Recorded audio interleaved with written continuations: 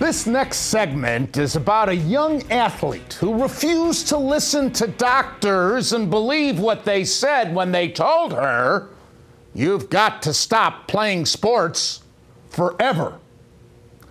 This is a story about heart and determination, and our Amanda John has all the details. Thank you, Bruce. What would you do if you were 15 years old and suddenly you may have a life-threatening condition? Your world revolved around playing sports, and suddenly not only did you have to give it up, but you could die if you didn't. I'm about to introduce you to a family facing all those terrible decisions, but never gave up and found a way to pay it forward. Oh, yeah. The driver. Right there. 17-year-old Morgan Maclean is an accomplished athlete, known for her three-pointers on the court and a smooth swing on the greens. She's garnered many awards around the state and was looking forward to playing freshman basketball at Magnificat, an all-girls Catholic school in Rocky River. This was just 2 years ago. Then, something dramatic happened. Freshman year, I was trying out for our basketball team, and it was like October, and it was early in the morning, and we were doing drills, and suddenly, I felt a strange heartbeat, and I was just like, oh, that's probably nothing. It was just probably because we were working out hard, and soon enough, in games, I would start to feel dizzy. One game at halftime, I felt dizzy, and the room kind of spun, and the lights got dim, and then all of a sudden, my heart took off racing. And we never knew when they would happen or why they happened. The why was a tachycardia, or racing heart. For some, it's a nuisance. For others, it can be fatal. Doctors told her to stop sports forever and put her on beta blockers. Her life changed in an instant. So at one point, my heart rate got up to 245 beats per minute, which is extremely unhealthy. And he said that one could have been fatal. I didn't understand what was going to happen, and I was really scared for the future. Before, Morgan was always laughing and happy, and then this happened, and it was hard because it changed her. Sally McLean couldn't watch her daughter silently suffer any longer. She sought second and third opinions, which led them to Dr. John Clark at Akron Children's Hospital. After numerous tests, Dr. Clark suggested cardiac ablation to cure her condition, a procedure that goes through a vein in the leg, which leads to her heart. First, we put IVs in through her leg vein and thread wires up through the IVs to the inside of the heart.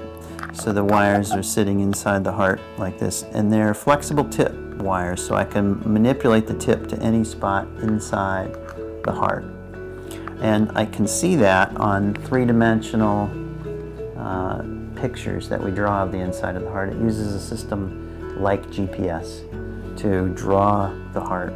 And that's been another recent development, that we don't have to use radiation anymore. We can do this procedure without exposing the children to X-ray.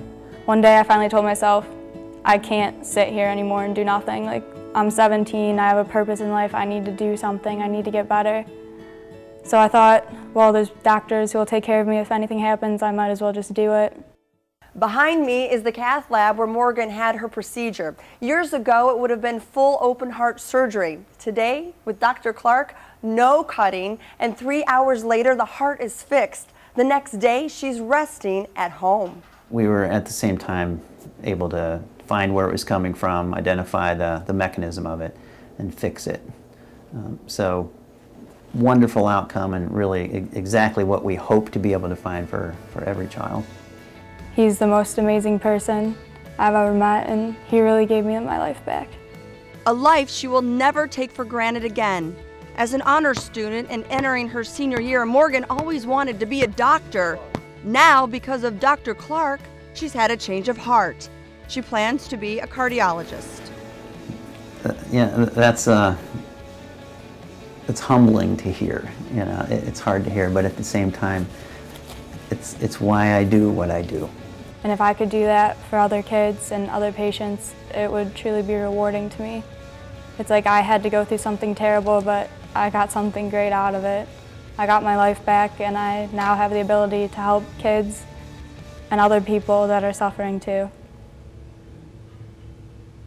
Morgan wasn't born with this condition. She grew into it. That's why it came as such a shock. But just 2 weeks after her procedure, she was back in action. Dr. Clark told her to run, test her heart, go for it. And basically she has ever since January with her surgery. Bruce? Great job, Amanda. Thank you very much. And joining us now is Morgan. Thank you for having me. It's an honor to meet you. What an incredible story, young lady.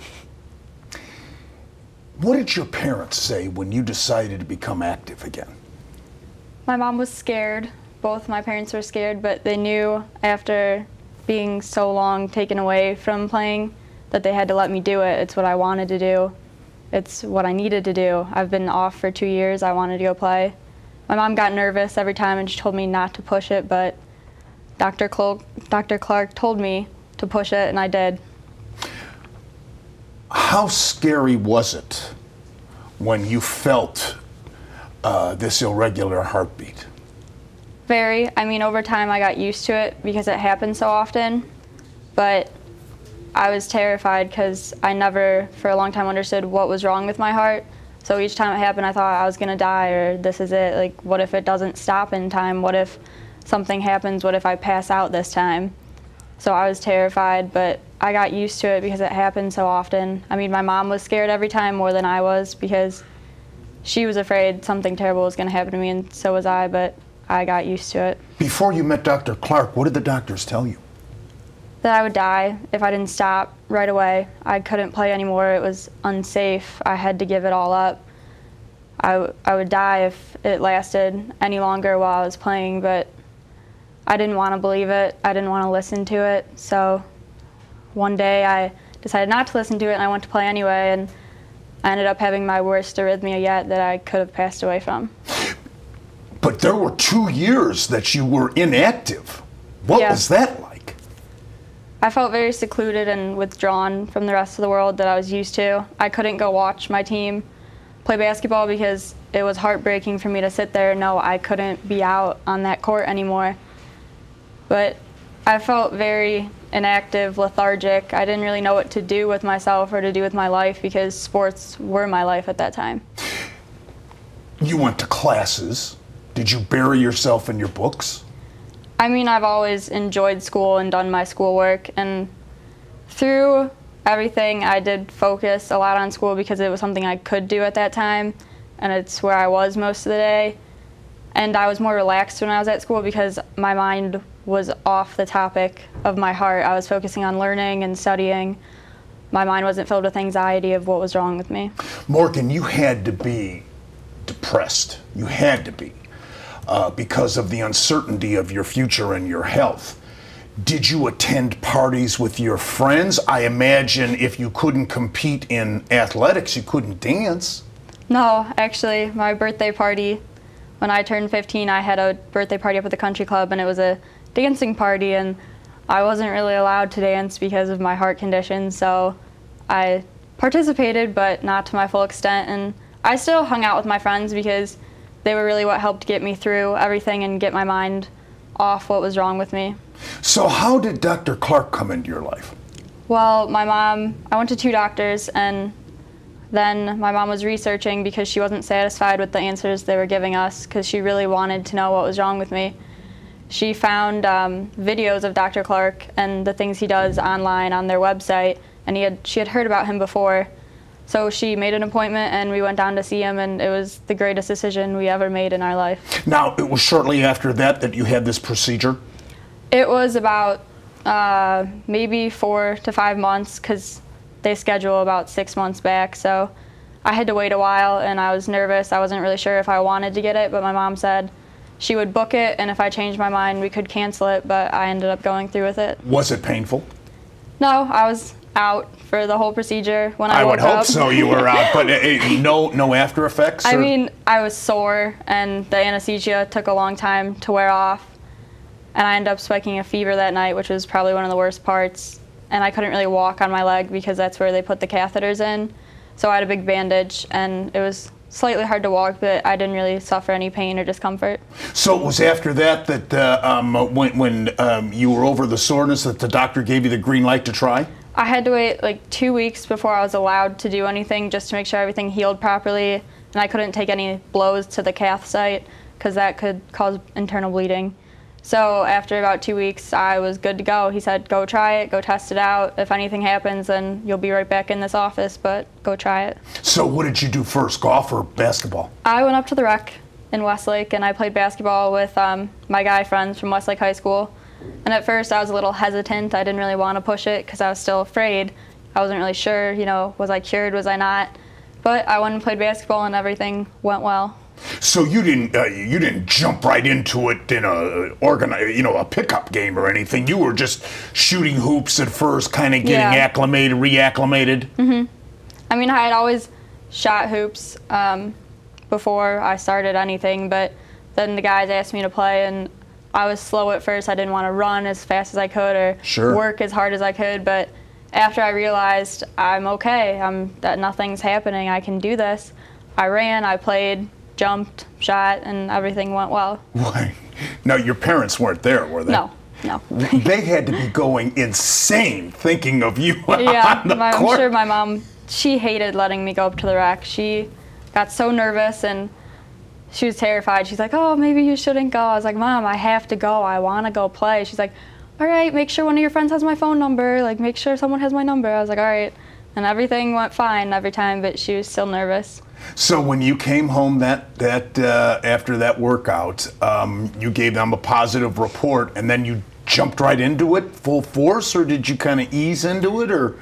I eased into it because I was still unsure, because he told me I had a year window between my surgery, that if something did happen, it was not cured and I'd have to go through it again. But I played frequently. I started golfing. I did everything I could that I couldn't do before. Like, it was a new world. It was learning to walk again, being able to do all these things. And I signed up for AAU basketball to play with my travel team, and that was great because I haven't been on the floor in so long. How about golf? Golf, I just golfed yesterday. I played twice up at Lakewood and Redtail, shot 42 and 44, so it's a good start to my season. 42 and 44 at Redtail. That's a tough track, by the way. You make me sick. Not really. I'm teasing you, sweetheart, as you know.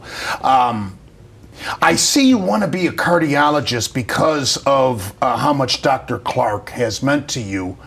But I've got to tell you, from what I saw your swing on the video, heck with that. Go on the LPGA Tour.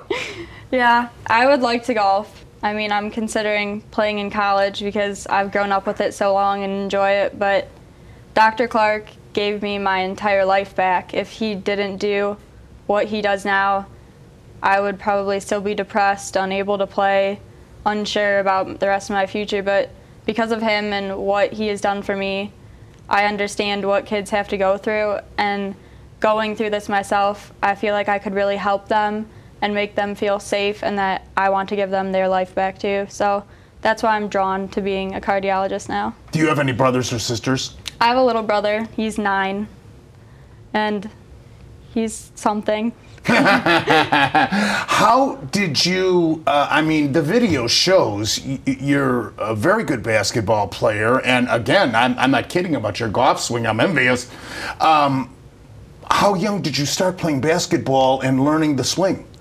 My dad started me with golf when I was 2. Like, as soon as I could pick up those plastic clubs, he had me out there. He grew up with it, I grew up with it, I've played all my life. Basketball I started probably 3rd grade when we lived in Norwalk with our rec center team, and I loved it, and ever since then I've stuck with it, played all 4 seasons, spring, fall, summer, and I've played up until I wasn't allowed to anymore. The thing you do now is you inspire other young people that have a similar problem. I know you do a lot of speaking engagements. Yeah, I work with the American Heart Association, and I work with Michael Long, who's the director of the youth department. I go to a lot of elementary schools and grade schools, and I speak to the kids about my story and what happened to me and how thankful I am to have children like them raise money for the Heart Association, because if they didn't do what they did, they wouldn't have found the technology to keep me alive today. Magnificat is a magnificent school, and obviously to get in, you have to be very bright, but to stay in, you have to get good grades. Do you know where you're going to go to college yet? I'm still looking. It's the end of my junior year, but I've been looking at John Carroll in Ohio and Notre Dame University, and I'm going down to North and South Carolina this summer to look at Elon and Duke and those schools. So it's undecided, and I'm still on the hunt, but I hope to find a good school and a right fit. Duke, huh? Yeah. Big Ten girl like you and you're going to Duke? Listen, it is an absolute delight. You are an inspiration to every young person who may have an ailment like this, but an inspiration to adults all over that are watching us right now. Thank you so much. Thank you. Best of luck. Will you keep tabs on this? Keep us up to date? I'll let you know. Please let us know. And what a story here with Morgan. She is 17 years old at Magnificat. Thank you again, Morgan. Thank you very, very much.